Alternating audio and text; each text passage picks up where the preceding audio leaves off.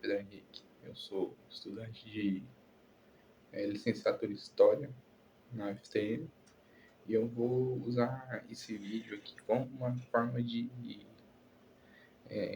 tentar entender o pós-modernismo e como ele entra na cultura pop. E para isso eu vou estar utilizando o filme Matrix, de 1999, das irmãs Wachowski. E para começar, eu já vou aqui defendendo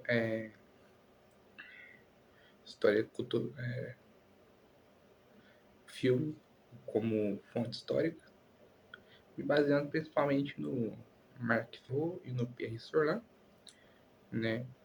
Onde o cinema ele é não só um influenciador da sociedade, mas também ele é influenciado por ela. Também temos a questão da como a subjetividade de cada um e como isso afeta na análise de um filme. Pode ser que o filme ele não cada telespectador tem um entendimento daquele filme que pode não ser qual foi a intenção que o criador teve, assim, e isso também vale para o historiador. A subjetividade dele também está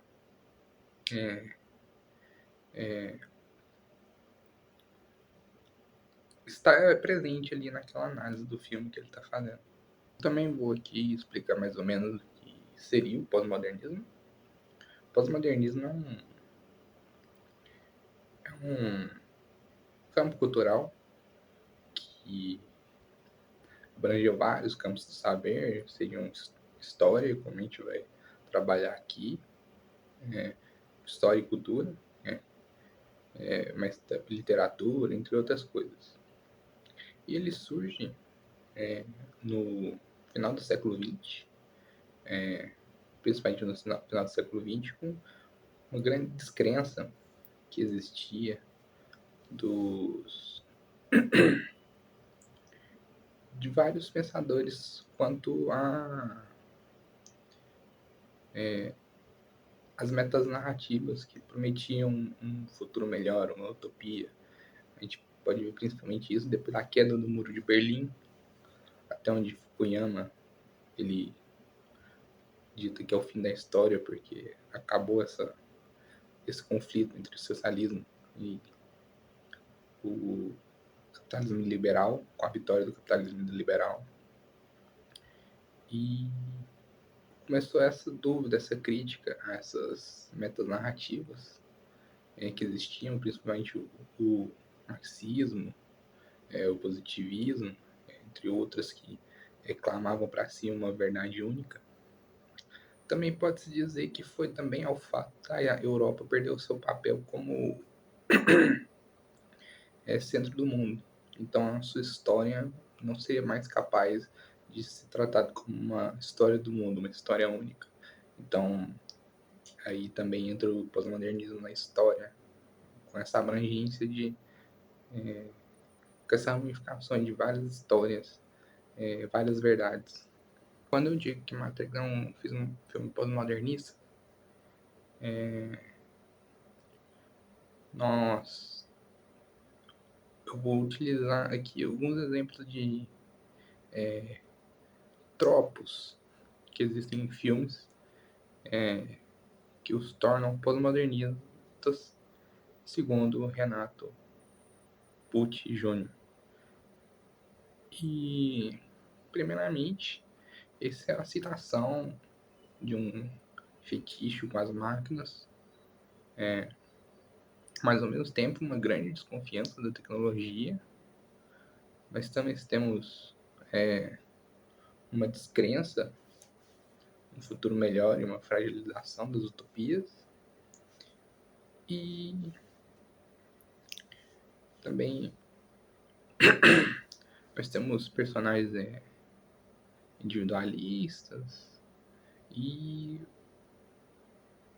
é um filme aparentemente geralmente eles são ausentes de críticas sociais e também são filmes que usam o que há de melhor em efeitos da sua época. Eles sempre estão puxando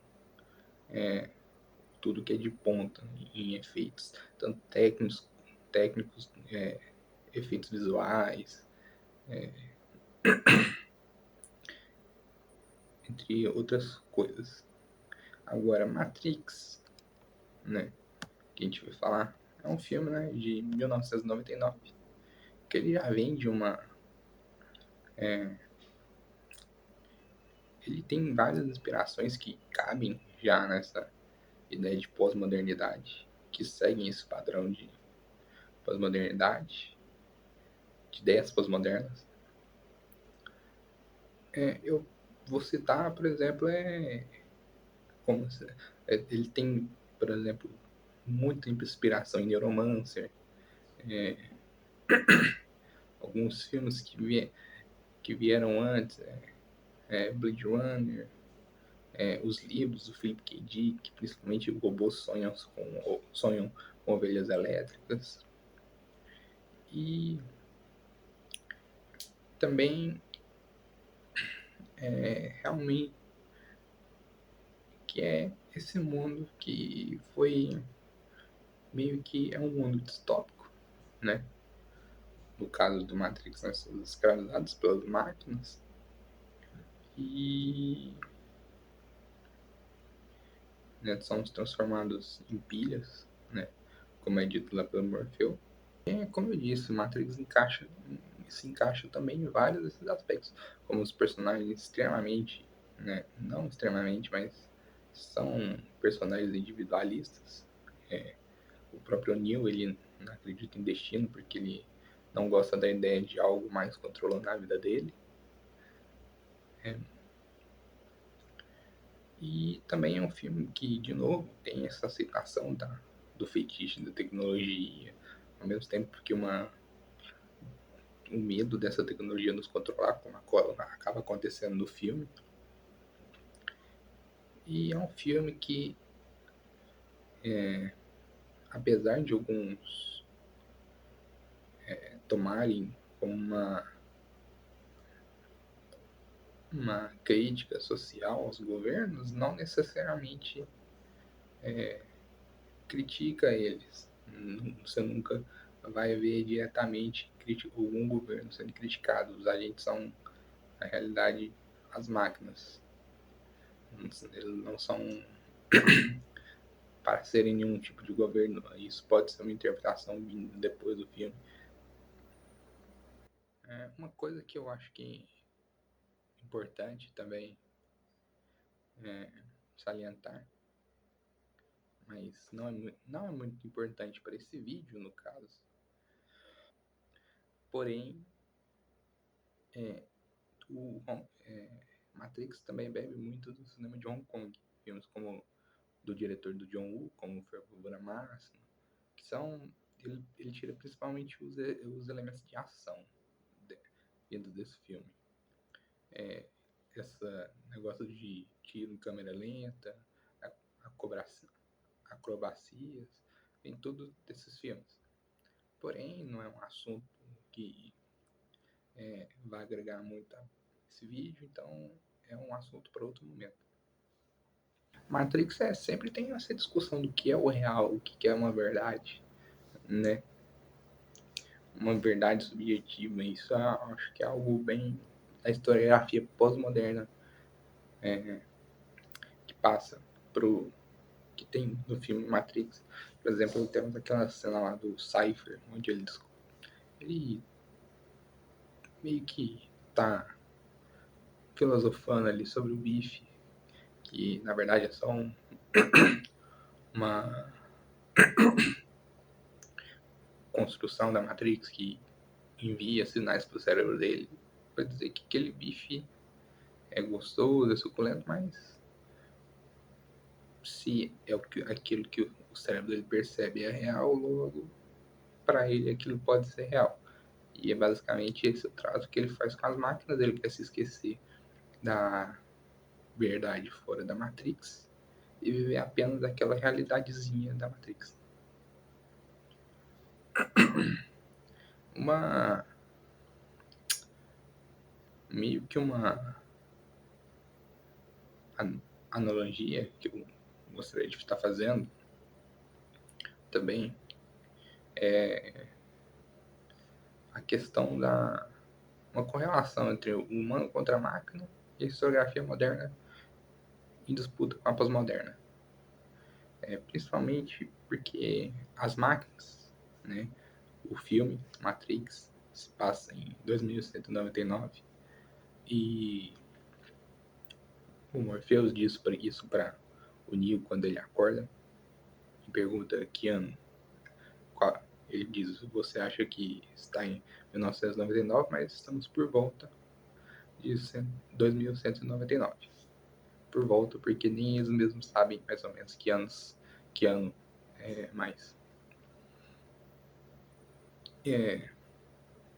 Mas o que é basicamente as máquinas fariam basicamente o que é o trabalho de um historiador moderno na visão dos pós-modernos. Elas, sem poder acessar esse passado que foi criado pelos que era a sociedade humana, elas criam uma sociedade humana a partir de fragmentos do que seria, do que eles achariam que seria uma sociedade, a sociedade humana no final do século XX, 1999. Mesmo que elas não pudessem acessar o passado. Então, como é que a gente pode saber que aquilo é realmente a realidade, a verdade, que realmente aconteceu? E, como Hayden White diz, o historiador, na realidade, ele coloca, ele preenche lacunas que ele não é capaz de encontrar evidências com ficção. Ele também trata história como mais um gênero literário do que uma ciência.